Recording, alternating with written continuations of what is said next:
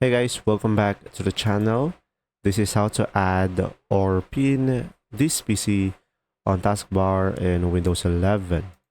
So first thing that you will do is simply go to your desktop and just simply right click on it and go for new, and from here go for a shortcut. And now guys, type the location of the item.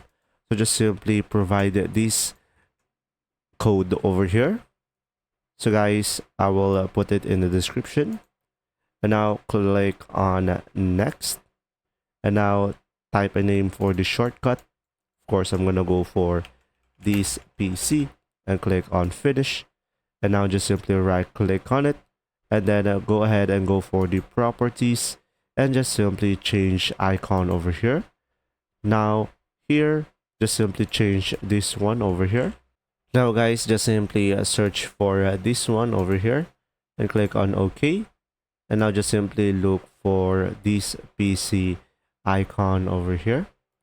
So I found it over here. And click on OK and click on apply and click on OK.